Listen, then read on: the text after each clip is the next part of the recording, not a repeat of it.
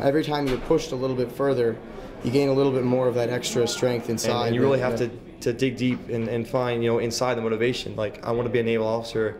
This is something I have to do to get to And you have to remember point. that you're here to be a naval officer, you're here to serve your country, and you have to remember the bigger picture, because if you don't have the passion for the whole reason you're going through this, you're not going to make it. If you're just curious about this program, you're not going to make it. You really have to have the passion, you have to love your country, and you have to come for the right reasons.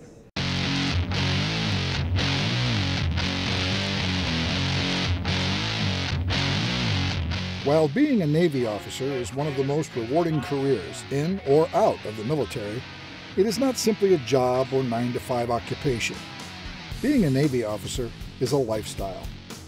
For those willing to make the commitment, you will find that Officer Candidate School, or OCS, includes 12 weeks of the most intense and rigorous of the Navy's officer training programs. It all begins at Naval Station Newport, Rhode Island. On the day we arrived at OCS, I remember being completely scared out of my mind. I do remember that when we arrived, you come into that first building and you're doing all this paperwork, and I later found out that this was strategy, but right when you come in, they're actually kind of nice to you. They treat you like a human being, and you're like, oh, this isn't going to be too bad. Callahan Hall, when we got there, they took height and weight. It was very relaxed, very mellow. And I said, okay, this not too bad. This not too bad from what I've been hearing. So I said, okay, I could do this. Little did I know that was the quiet before the storm. Well, it was just mayhem, and you were told to do all these instructions. You're here, tie your shoes, tuck your pants in your socks, tuck your shirt in, and you're trying to do all these things at once, and you use mayhem. As you proceed up to the poopy suit room, you are instructed to give 3 slaps on the door and give a verbal greeting as you enter the room. Of course, everyone messes this up, and as soon as you mess that simple instruction up, there is more mayhem. And it really settles after the check-in process is over and after your family's left and you're sitting in the B-way and you realize, wow, I have 12 weeks of this. It can be a bit daunting. Training at OCS encompasses 3 phases: the indoctrination phase, the academics phase, and the applied leadership phase. The first through 4th week of training comprise the indoctrination phase. Students are referred to as indoctrination candidates during this initial phase of training. The main focus of training during weeks 1 through 4 are militarization, military drill and the manual of arms, and the one aspect that never changes throughout the 12 weeks, physical training. The indoctrination phase of training is the most critical phase. Students who choose to drop out of training typically do so during this phase. By far the biggest reason that candidate officers give for dropping out of their program is that they lack the commitment, or the desire, or the motivation to become a naval officer. You should have this resolved in your own mind before you arrive. OCS is demanding, it's intense, it's stressful, it's meant to be stressful. One of the reasons is to test the commitment of each and every student. The first week of OCS is particularly challenging. It is designed to be challenging. It is meant to cause every candidate to question why they are here, to ensure that they have the necessary level of commitment. During the first few days, new arrivals are instructed and mentored by candidate officers. Candidate officers are in their 9th through 12th week of training. The candidate officers are in the leadership phase of training, and one of their jobs is to prepare the new students for the training they are about to receive. They welcome, check in, and move the new students through the day of arrival activities. And then we take them down to get their haircuts and their sea bags full of items that they will need throughout the course of this program. And it's pretty shocking for some of the females because a lot of them have long hair. I had 13 inches more than what I have now. And so you have to get it cut to your, right to your chin. And if you're not mentally prepared for it, it's quite a shock. And for a female, barbershop's no good. Females go to salons, so when they take you into a barbershop and ask you to pay $12 for a haircut, I'm like, I'm used to paying $40, what's this about? So you hand them your $12 and they chop all your hair off. The new students have not yet met their OCS staff class team that will be responsible for their training, but this is about to change. and soon. My hatchmate and I woke up probably an hour earlier than he came in, just to try to be as best prepared as possible. We didn't really know the time because we didn't have watches or alarm clocks at that time, so we just kind of ballparked it. While students are without any means of telling time, there is no problem with anyone being late for training evolutions. The Navy has a time-proven method that provides personalized wake-up calls for everyone. The first 3 weeks, it includes the day that you meet your drill instructor, which is called Wake Up Wednesday.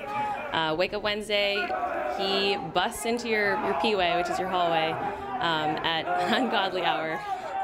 And he starts banging on the doors, telling everyone to get out online. You get out, he puts you on your face, makes you do push-ups, he's yelling at you.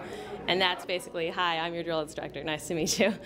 Training is conducted by a team consisting of a class officer, normally a Navy lieutenant who has completed one tour of duty in the operational forces, a recruit division chief petty officer, known as an RDC, and a Marine Corps drill instructor, or DI. They are the best the Navy and Marine Corps have to offer. They are highly motivated and dedicated to developing officer candidates into the best Navy officers possible. Class drill instructors play a major part in the success in coming through officer candidate school. They are with you from day one until the day you graduate. They keep you disciplined, they keep you on time, they keep you very focused and locked on the reasons why you are here. Class drill instructor has always said, I will not give up on you even when you give up on yourself. And so that is really the motto here. Not only is the class training team highly motivated, but they are experts at motivating students as well. Remedial physical training is given to you by the drill instructor or RDC when you make mistakes. So basically, they usually only last for about 10 minutes, but over a period of the day, you can be given several RPTs, and altogether, if you're RPT'd a lot through the day, you can be pretty sore. Also in the first 3 weeks, you have Outpost, which is one of the biggest evolutions that they do. You pack your sea bag with up to 50 pounds of gear, and they make you carry it in front of you, and you're not allowed to lock your hands. You have to bear hug it. It's really painful, and it's really hard. But I will say that at the end of Outpost, you really do feel a huge relief, and you do feel a lot of pride in yourself for finishing that. It's a really difficult evolution. As training continues, students begin to concentrate on room, locker, and personnel, or RLP, inspection. This evolution occurs on the 4th week of training and is the culmination of the indoctrination phase of training. RLP entails the RDCs and DIs inspecting students as they've never been inspected before. Attention to detail is a phrase students hear on a daily basis. At RLP, the phrase attention to detail is clearly understood. That 4th week RLP inspection, room, locker, and personnel, was really a challenge for me coming into the Navy. I prepared myself physically, I prepared myself mentally, but I didn't prepare myself for that kind of inspection with where you got to prepare all those items to a high level of detail. You got to have your belt buckle just so, have your rack made just so, have your shirts folded just so. Room, locker, and personnel inspection, RLP, is the first major evolution where candidates actually begin to fail and roll out of your class. I myself failed the first evolution of RLP. The inspection itself, the whole morning, because when you're not being inspected and everyone else is, you're at parade rest and you're hearing what's going on, so pretty much the most intense 2 hours of my life. And that's what they're looking for in a naval officer, is someone who can perform under that pressure in the fleet, when their sailors are depending on them to perform, when they have the controls of a multi-million-dollar warship or a multi-million-dollar airplane. They have to be able to perform and maintain their bearing and composure during those times. I knew it was coming, but reading about it on the internet and, reading blogs and watching YouTube videos doesn't actually prepare you for when you get inside and you actually have those people screaming in your face. It is important that candidates learn here what stress feels like, how their minds and bodies react to it, and how they can cope and overcome it. The purpose of the inspection is to teach candidates the importance of paying attention to details and following instructions. If they think the instructions for the RLP are detailed and meticulous, Wait until they see the procedures they have to follow to launch Tomahawk missiles and operate other complex weapon systems out in the fleet.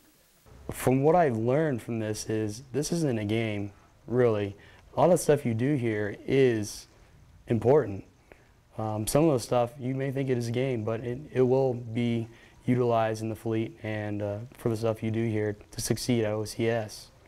The second phase of training occurs from weeks 5 through 9. This is the academics phase. Instead of indoctrination candidates, students are now referred to as officer candidates. And then after RLP, which is the first room inspection, you start classes, you start academics, the stressors change. Then it gets harder mentally and you have to manage your time. They give you, I wouldn't call it free time because it's mandatory study hours, and believe me, you do need every hour that you can study. But the stressors definitely do change. It's a transition point though in the program, because before that we've gone through military indoctrination, a lot of physical training, a lot of drilling, a lot of discipline. And at that point, we're starting to have a little bit more responsibility. We have to get to class on our own. As the name implies, the emphasis in this phase is on academic curricula. Although training and military drill continues, students spend most of the day in the classroom. The curriculum includes courses on naval operations and seamanship, sea power and naval history, navigation, engineering, weapons, and leadership. While the second phase may not seem quite as hectic as the indoctrination phase, officer candidates are still held accountable. In the 6th week, we do ORLP, which is the officer room locker personnel inspection. And the focus on that is knowledge, and there's a little bit of the inspection involved. It's just some simple instructions, and if you know how to wear the khaki uniform. But that's mainly knowledge-based. It's very different because you're not shouting, it's an officer, and they're not putting you on your face and making you do push-ups. So it's a different focus, but you still have to prepare for it. The newest addition to OCS training, known as high ropes, also occurs during the officer candidate phase of training. After undergoing numerous safety procedures and briefs by instructors, officer candidates are put through many stressful obstacles on the high ropes course. The main objective is to instill confidence, and the secondary objective of the course is for them to learn communication skills. And even though some of the students might not realize that out here, communication is a key part, but having the confidence to get over some of your fears. Even though you have that fear, that's one of the main purposes of this course, is you have that fear, to get over that fear, to take control of your emotions, know you got your safety and you got the training, and to go through the course. So that's the main objective. Another important aspect of the second phase, as with all phases, is physical training. As the second phase emphasis on classroom curricula packs most of the hours of every day, RDCs and DIs schedule special physical training sessions during pre-dawn hours. One of the challenges of RDCs and DIs is that many students arrive to OCS in less than stellar physical condition, or at the least, suffer a misconception of what to expect from a PT standpoint. One of the main keys to success in OCS is that all students should condition themselves physically before reporting. We place great emphasis on physical training at OCS. Physical training consists of running, calisthenics, and strength conditioning. All students need to be within the Navy's body fat standards before arrival. That's 22% body fat for males and 33% body fat for females. Students also should spend time conditioning themselves physically before reporting. All students take a physical fitness assessment during each phase of the training, and they must meet minimum standards before they continue in training and before they can graduate. If you're out of shape, we have Marine Corps drill instructors disciplining us and getting us into shape. So if you're out of shape, do not plan on coming to OCS. And that's the bottom line. They're here to push you and to make you stronger. The OCS website, www.ocs.navy.mil, contains an entire page devoted to information on physical training, including video of proper form and repetitions required for each exercise. The third and final phase of training is the applied leadership phase. Students are now referred to as candidate officers. During these final 3 weeks of training, the candidate officers now run the regiment of officer candidates.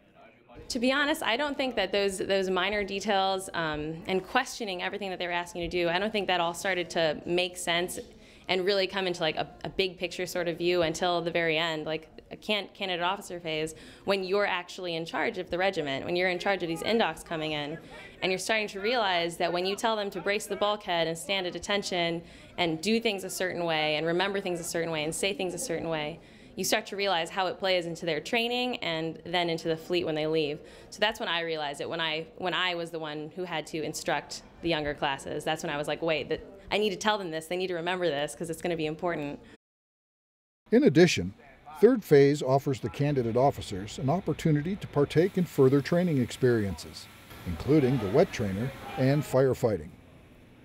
For firefighting training was actually a very neat evolution.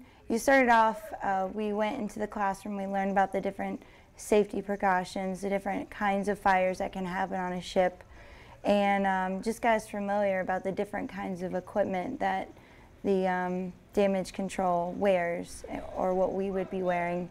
And we did a couple of different scenarios. The first scenario was about runaway hoses, and then we went and we learned how to work as a team carrying the hose to fight a fire. With the USS Buttercup, it was a wet trainer evolution where we had to get on the ship and simulate the ship being hit by a torpedo and it was flooding. The instructor was very helpful for personnel who never been on anything like this before, and they were very outstanding in all their efforts. As graduation approaches, candidate officers begin to focus on some personal goals as well. A gathering for friends and family on the evening prior to graduation, known as Hi Moms, allows candidate officers a chance to reunite with family members and friends in a relaxed setting. Also on the day prior to graduation, the candidate officers conduct a pass and review for the families as well. The culmination to the 12 weeks of rigorous training finally arrives in the form of the class graduation. As the proud families look on, the Navy's newest ensigns are sworn in, and the previous 12 weeks seem to have passed quickly. However, the new officers have one final duty to perform before they are ready for the fleet. They move on to the waterfront to receive their traditional first salutes from the RDCs and drill instructors. The United States Navy is the most highly capable, most technologically advanced Navy in the history of the world. Its officers must be highly committed, ethical leaders of character.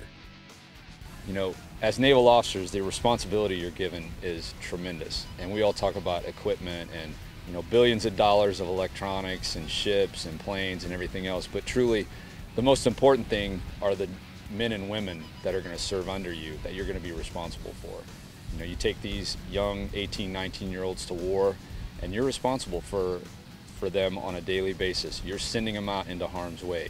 As the officer, you're making the tough decisions. But as officers, they have to understand, you know, you ask a parent how much their children are worth, they'll say, you can't put a price tag on it. Now times that by 40 or 50 if you're a division officer of a large division, and that's your responsibility. That's the responsibility you have as a naval officer. And that's what we're testing here at OCS, to see if you can handle that before we put you out in the fleet and you're responsible for all those lives. Equipment can be replaced, young men and women can't.